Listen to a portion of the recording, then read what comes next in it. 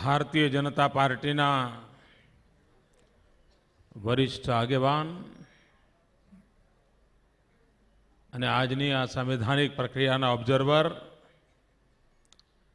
શ્રીમાન અરુણ જેટલીજી, प्रदेश प्रमुख श्रीमान रणछोड़ भाई, श्रीमान वी सतीश जी, श्रीमान बलवीर पूंज जी, श्रीमान रूपाला जी, श्रीमान ओम जी माथुर जी, उपस्थित सर्वे पार्टीना पदाधिकारीओ, कार्यकर्ताओ અને આ ચૂંટણીમાં ગુજરાતની જનતાએ જેમને વિજયી બનાવ્યા છે એવા નવનિર્વાચિત સર્વે વિધાયક મિત્રો, આજે શ્રદ્ધેય અટલજીનો જન્મદિવસ છે.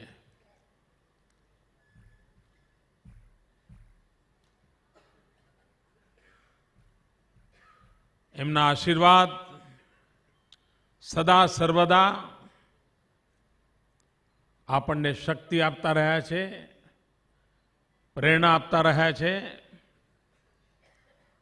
એમના જન્મદિવસે એમને અનેક અનેક શુભકામનાઓ અને ઈશ્વરને દીર્ઘાયુષ્ય માટે પ્રાર્થના. સર્વે વિધાયક મિત્રો जो विजयी થઈને આવ્યા છે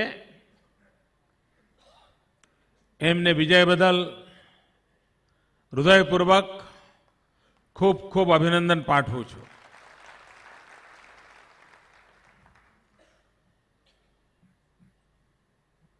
મિત્રો, સામાન્ય રીતે આજની રાજનીતિક અવસ્થામાં વિધાયક દળના નેતા થવાનું હોય તો ન જાણે કેટલા પ્રયોગો થતા હોય છે. અનેક રાજ્યોમાંથી અનેકવિધ સમાચારો મળતા હોય છે કે આટલા ધારાસભ્યો અહીંયા ભેગા થયા છે, આટલા ધારાસભ્યો અહીંયા ભેગા થયા છે, આમને અહીંયા લઈ ગયા છે, આમને અહીંયા લઈ ગયા છે. મિત્રો, ગુજરાતમાં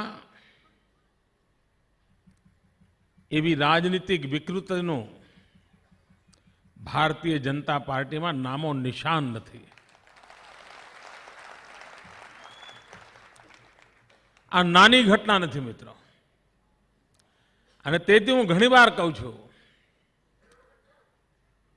કે કમનસીબે દેશ અને દુનિયામાં જ્યારે ગુજરાતની ચર્ચા થાય છે ત્યારે ગુજરાત સરકારની થાય, મંત્રીઓની થાય, મુખ્યમંત્રીની થાય, એમના કામની થાય, સરકારે કરેલી પ્રગતિની થાય, પણ બહુ ઓછા લોકોનું ધ્યાન જાય છે કે અહીંયા ભારતીય જનતા પાર્ટી કેવી રીતે ચાલે છે. અને મિત્રો, હું ફરી એકવાર દેશના રાજનીતિક જીવનની ચડતી પડતીનો જે લોકો અભ્યાસ કરતા હોય છે, રાજનીતિક વ્યવસ્થાઓ કેવી રીતે વિકસે છે એનો અભ્યાસ કરતા હોય છે, રાજનીતિક વિચાર કેવી રીતે પનપતા હોય છે એનો અભ્યાસ કરતા હોય છે, એ બધા જ મિત્રોને મારી વિનંતી છે कि पॉलिटिकल पार्टी तरीके, एक संगठन तरीके गुजरात भारतीय जनता पार्टीए केवा उच्च मूल्यों प्रस्थापना करी है, केवी उत्तम परंपराओं प्रस्थापित करी है. In true sense team spirit कोने कहेवाय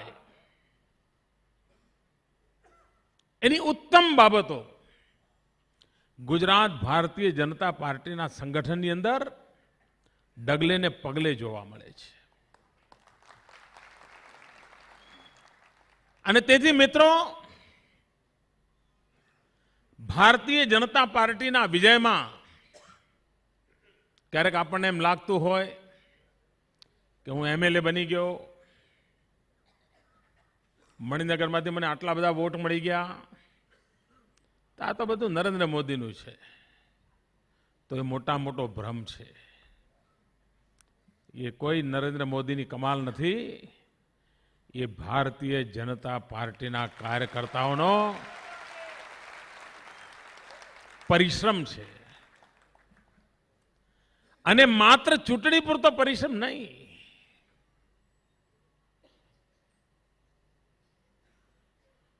એણે રોજ બરોજ જનતા જનાર્દનની વચ્ચે રહીને એક વિશ્વાસ સંપાદિત કર્યો છે. અને વિશ્વાસ સંપાદિત કર્યો હોવાના કારણે એ જ્યારે કહે છે ત્યારે પ્રજા સાચું માને છે. બાકી 150 એજન્સીઓ ખરાબ બોલતી હશે, પણ આ કહે છે ને ભાઈ, આપણા મોહલ્લા વાળો પેલો ભાઈ ભાજપ વાળો કહે છે ને, આ સાચું. મિત્રો, આ આબરૂ, આ પ્રતિષ્ઠા એ તપસ્યા વગર શક્ય નથી હોતી.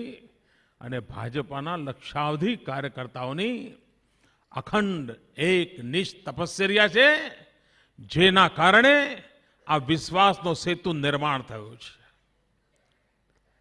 મિત્રો, ચૂંટણી પહેલા મેં કાર્યકર્તાઓના સંમેલનમાં એક વાત મૂકી હતી.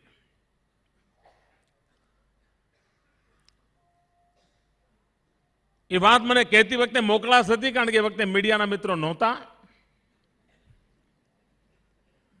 પણ આજે મીડિયાના મિત્રોની હાજરીમાં પણ એનો પુનરુચ્ચાર કરવાનું મને મન થાય છે. મિત્રો, મેં એ દિવસે કહ્યું હતું, ચૂંટણી ડિક્લેર થઈને થોડા જ દિવસોમાં આપણે બધા મળ્યા હતા, અને મેં કહ્યું હતું કે દેશની સેવા માટે સેનામાં જોડાયેલો કોઈ જવાન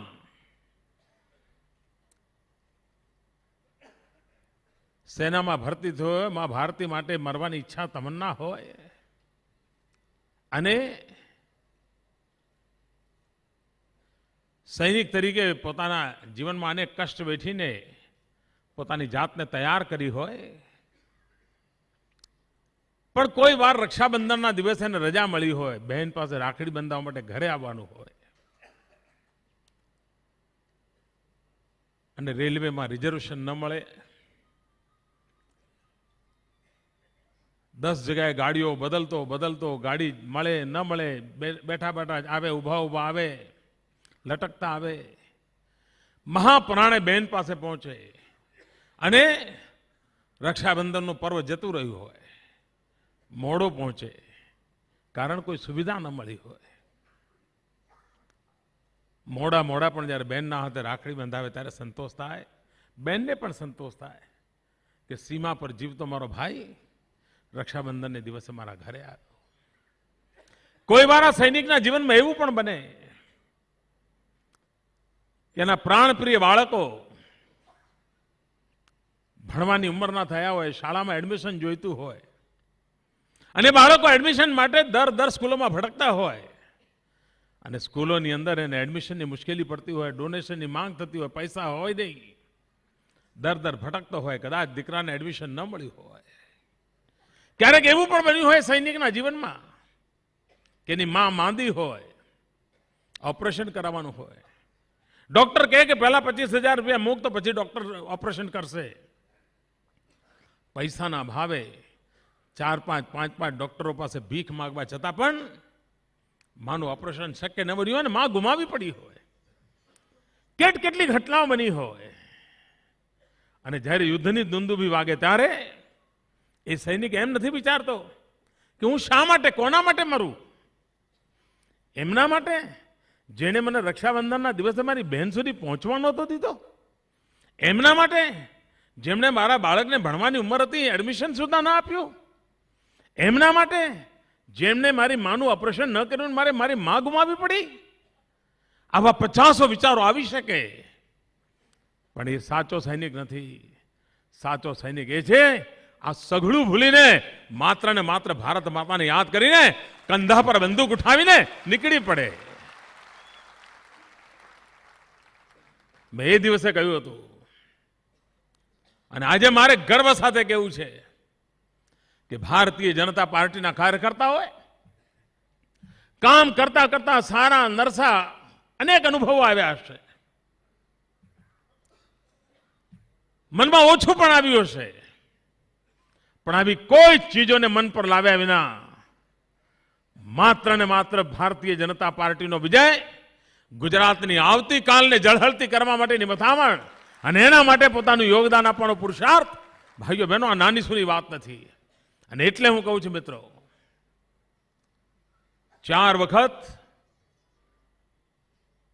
સર્વસંમતિથી નેતા તરીકે ચૂંટાવવું કદાચ બહુ અઘરું કામ નહીં હોય, પણ આટલા વર્ષો પછી પણ વ્યક્તિગત જીવનમાં કંઈ પ્રાપ્ત ન થયું હોય, કદાચ મુખ્યમંત્રી સાથે કોઈ વાર હાથ મિલાવવાનો અવસર ના આવ્યો હોય, કોઈ દી ફોટો પડાવવાનું નસીબ ન થયું હોય, ટીવી પર કોઈ દી ચમકવાનો મોકો ન મળ્યો હોય, છાપામાં નામો નિશાન ના આવ્યું હોય, કોઈ ઓળખતું ન હોય, તેમ છતાંય ખભે ખેસ પહેરીને ભારત માતાની જય કહીને નીકળી પડતા લાખો કાર્યકર્તાઓ. મિત્રો, આ નાની મૂડી નથી, આ નાની મૂડી નથી પાર્ટીની. અને જે લોકો આ પાર્ટીની મૂડીને ઓળખી નથી શકતા, સમજી નથી શકતા, એ લોકો ભારતીય જનતા પાર્ટીનું સાચું વિશ્લેષણ પણ નથી કરી શકતા. મિત્રો, આટલા બધા અવરોધો વિરોધોની વચ્ચે પણ કમળ ખીલતું જ જાય છે, ખીલતું જ જાય છે, ખીલતું જ જાય છે.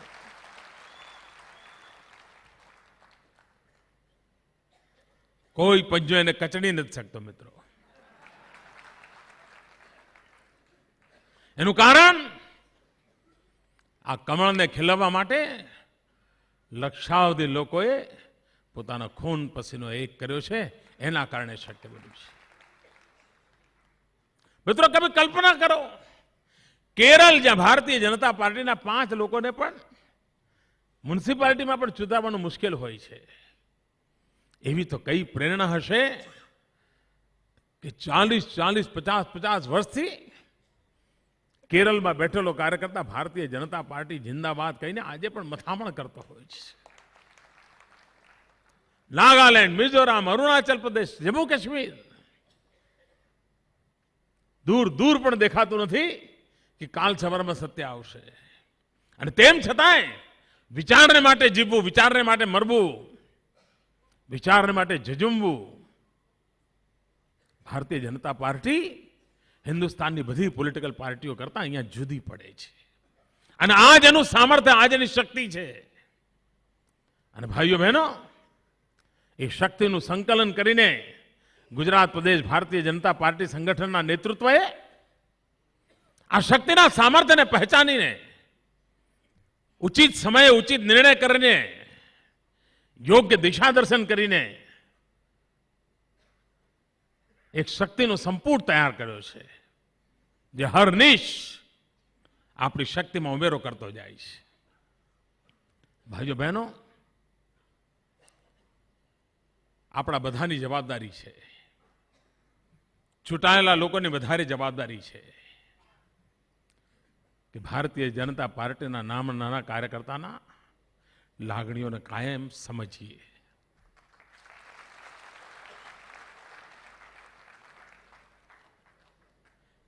એને કાંઈ જોતું નથી મિત્રો, પણ એ જ્યારે ભારત માતા જ્યાં બોલતો હોય ત્યારે એને વિશ્વાસ પડે કે હા, મારો નેતા મારી વાત સાંભળે છે.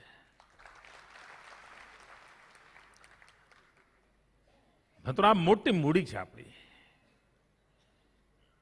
એ મૂડીનું ગૌરવ થાય, એ મૂડીનો આદર થાય, અને મૂડીમાં નિરંતર વૃદ્ધિ થાય. મિત્રો, આપણી પાર્ટી મેમ્બરશિપના ભરોસે ચાલનારી પાર્ટી નથી, આપણી પાર્ટી રિલેશનશિપના ભરોસે ચાલે છે. એક વાર ભારતીય જનતા પાર્ટી સાથે જોડાય રક્તનો સંબંધ બની જાય છે. આપણાને એના ડીએનએ એક થઈ જાય છે.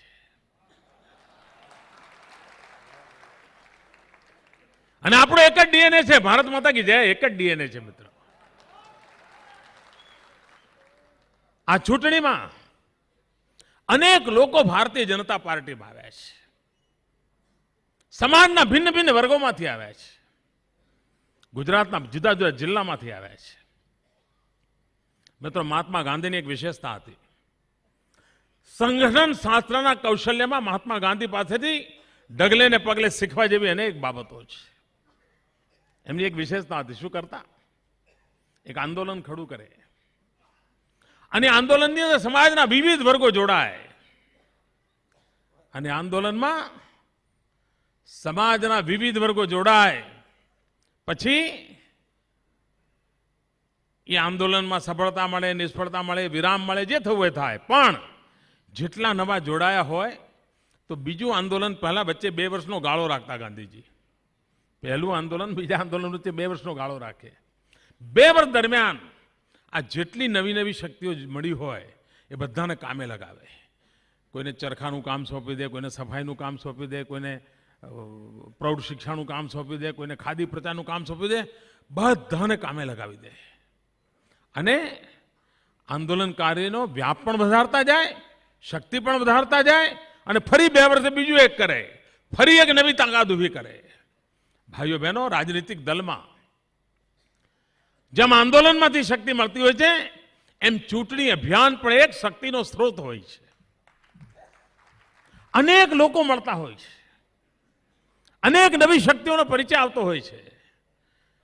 આપણે એને કાળજીપૂર્વક કયા બૂથમાં કોણ કામે આવ્યું હતું, કયા તાલુકામાં કોણ કામે આવ્યું હતું, કયા જિલ્લામાં કોણ કામે આવ્યું હતું, એનામાં કઈ વિશેષતા હતી, કઈ શક્તિ હતી, એ આવ્યા મદદ કરીને જતા રહે એવું નહીં. એના પ્રવાહ સાથે અવિરતપણે કેવી રીતે જોડી શકાય એની તરફ આપણે ધ્યાન કેન્દ્રિત કરીએ તો આપણી શક્તિ ઓર વધશે મિત્રો. અને આપણે 4 વાર સરકાર બનાવીએ કે 40 વાર બનાવીએ, આપણે તો નિરંતર વૃદ્ધિ અને વિકાસ કરતા જ રહેવું છે. અટકવું જ નથી મિત્રો. કારણ આપણે તો છેવાડાના માનવીના કલ્યાણને માટે નીકળેલા લોકો છીએ. જ્યાં સુધી એના જીવનમાં બદલ ના આવે ત્યાં સુધી આપણી આ વણથંભી વિકાસ યાત્રા ચાલુ જ રાખવી છે. અહર્નિશ પુરુષાર્થ કરીને દુખિયારાના આંસુ લૂછવા માટેની મથામણ કરવી છે. ભાઈઓ બહેનો, મને ખબર છે પહેલી નજરે તો એમ લાગે કે આ પ્રકારનું પદ મળે એટલે છાપામાં ફોટા આવે ને ટીવી પર દેખાય ને બધું 2 દાડા હાર તોરા જય જયકાર ચાલે.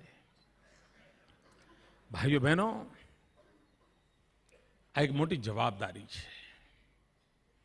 પ્રજાએ જ્યારે આપણને વિધાયક બનાવ્યા છે, પ્રજા આપણને કંઈક બનાવે છે, ત્યારે આપણને એ પદ આપે છે, પણ પદ કરતા મોટી જવાબદારી આપે છે. અને તેથી પદના ભારમાં દબાવવા બદલ જવાબદારી પ્રત્યે સભાન રહીને જવાબદારીને પરિપૂર્ણ કરવા માટેની યોગ્યતા પણ કેળવીએ, ક્ષમતા પણ કેળવીએ અને પરિણામ પણ પ્રાપ્ત કરીએ. આ એક નિરંતર આપણા જીવનમાં ચાલતું રહેશે તો આપણે લોકોની સેવા કરી શકીશું. ભાઈઓ બહેનો, ચૂંટણીમાં અનેક ખાટા મીઠા અનુભવ થતા હોય છે. એ બધું ગાંઠે બાંધીને ન ચાલવાનું હોય. આપણે સારા તરફ નજર કરવાની હોય, ઉત્તમ તરફ જવાનો પ્રયાસ કરવાનો હોય અને એને જો મનમાં લઈને ચાલીએ તો આપણે ઉચિત પરિણામ મેળવી શકતા હોય છે. અને મને ખાતરી છે મિત્રો કે આપણે ઉચિત પરિણામ મેળવીને રહીશું. મિત્રો, સામાન્ય રીતે ભૂતકાળમાં જે લોકો મંત્રી બનતા તો આનંદ હતો સાહેબ.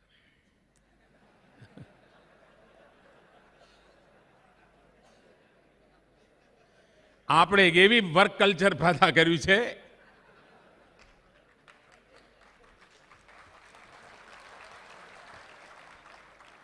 મિત્રો ગયા 1 વર્ષનો હું હિસાબ લગાવું તો મારા મંત્રીમંડળના જે સાથીઓ હતા એમનો જે મેં જુદો જુદો પ્રવાસ ગોઠવ્યો હતો, લગભગ 4000 ગામોમાં એમણે વિઝિટ કરી હતી. 4000 ગામોમાં. ન મીડિયાને ખબર હતી ન કોંગ્રેસના મિત્રોને ખબર હતી. કેટલો પરિશ્રમ કરતા હોય બધા. કારણ જનતા સાથે જેટલી જીવંતતા હોય છે ને એટલી સમસ્યાઓના સમાધાનના રસ્તા સરસ સૂચતા હોય છે મિત્રો. અને આપણે આખી સરકારને હંમેશા પ્રજા વચ્ચે લઈ જવાનો જ અભિગમ અપનાવ્યો છે. સરકાર પ્રજાની વચ્ચે જ ચાલવી જોઈએ. અને એનો આપણને સૌથી મોટો એ લાભ મળ્યો છે કે આપણે પ્રજાના સુખ દુઃખની સૌથી નિકટ હોઈએ છીએ. અને પ્રજાના સુખ દુઃખની નિકટ હોઈએ અને પ્રજાની વચ્ચે હોય ત્યારે ઘણીવાર રસ્તો સુજાડવાનું કામ જનતા જનાર્દન કરતી હોય છે અને આપોઆપ રસ્તા નીકળતા હોય છે અને ઉત્તમ પરિણામો મળતા હોય છે. ભાઈઓ બહેનો, મેં ચૂંટણીમાં પણ કહ્યું હતું અને આજે ફરી આ ટીમ છે જેમના ભરોસે આપણી પાર્ટી ચાલે છે. ભાઈઓ બહેનો, હું સ્પષ્ટ બતતો છું મિત્રો, ગુજરાતમાં અપ્રતિમ સામર્થ્ય પડ્યું છે. અપ્રતિમ સામર્થ્ય મિત્રો.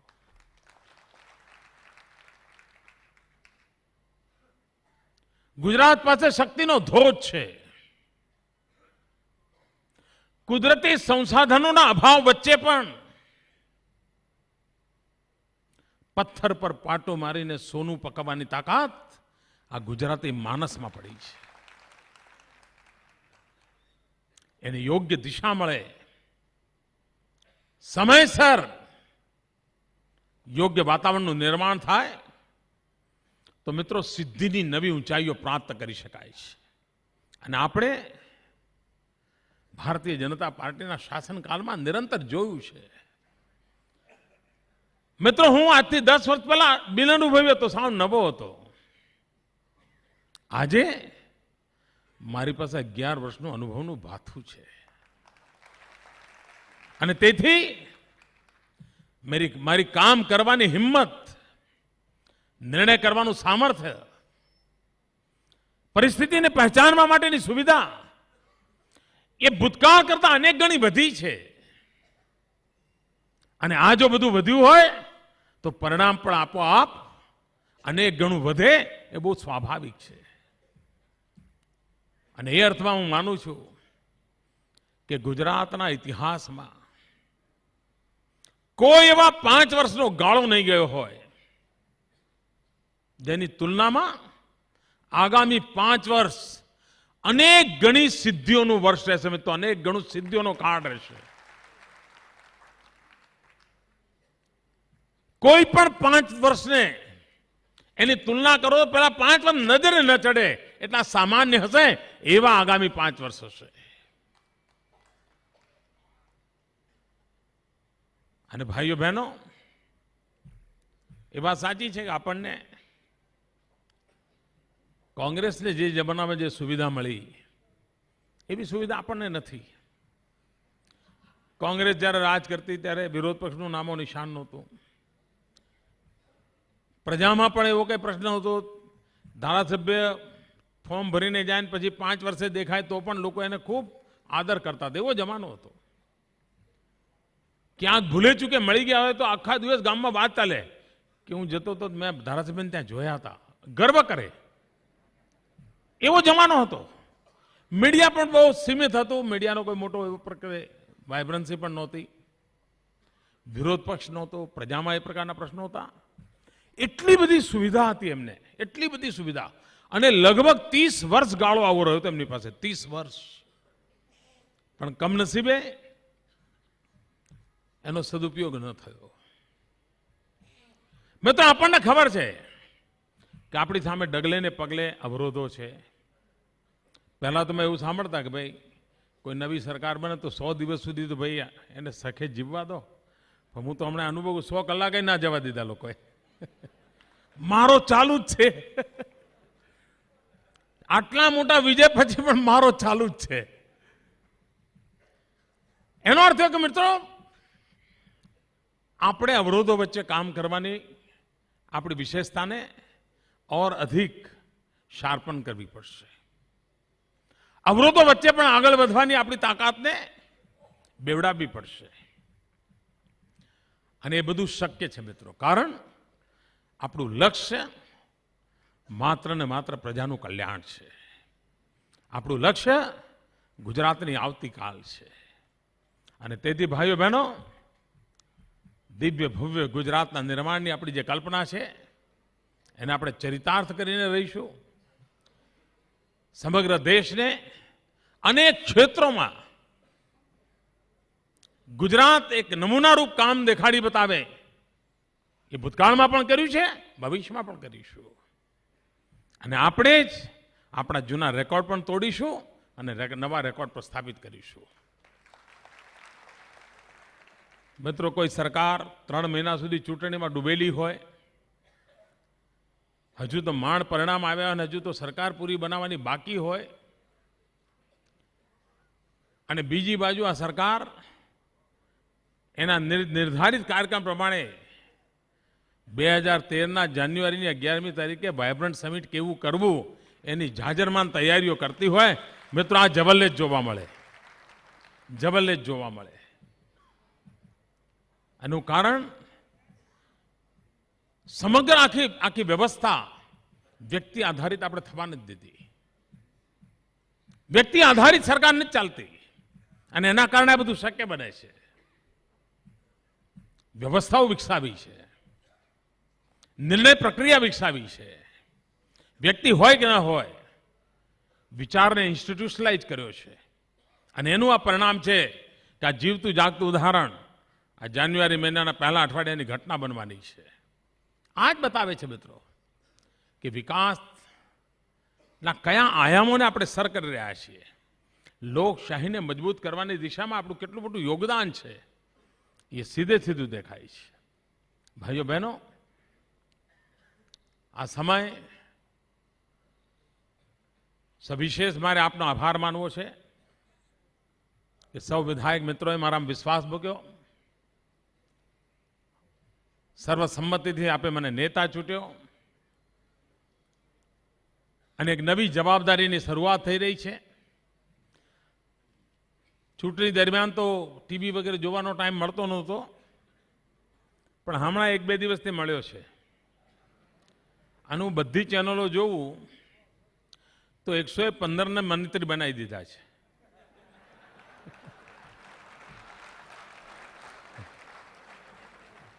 કારણ કે દરેક ચેનલને એમ લાગે કે એના કરતાં મારે જુદું કરવું, એટલે એણે મિસ્ટર એક્સને મંત્રી બનાવ્યો તો આ મિસ્ટર વાયને બનાવે, પેલો મિસ્ટર વાયને બનાવે પેલો મિસ્ટર ઝેડને બનાવે. પણ સરવાળો કરું તો એમ લાગે છે કે 115ને મીડિયાએ મંત્રી બનાવી દીધા છે.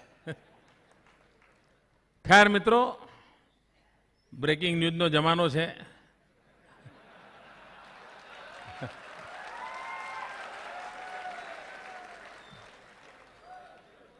શું શું બ્રેક થશે, કોનું બ્રેક થશે, કેટલું બ્રેક થશે, ક્યારે બ્રેક થશે.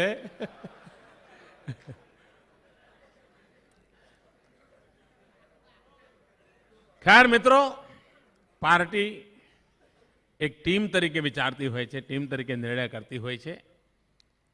જેમની પાસે આ જવાબદારી છે બધા જ મિત્રો પોતાની રીતે કસરત કરતા હોય છે. ઉચિત સમયે ઉચિત નિર્ણય થતા હોય છે. ફરી એકવાર મિત્રો શ્રીમાન અરુણજીનો પણ આભાર માનું છું, જેમણે આવીને આ સમગ્ર પ્રક્રિયાને પૂર્ણ પણ કરી અને સરસ માર્ગદર્શન આપ્યું. આપ સૌ મિત્રોએ મારામાં વિશ્વાસ મૂક્યો. આપ સૌનો ખૂબ ખૂબ આભાર. ભારત માતા કી, ભારત માતા કી, ભારત માતા કી.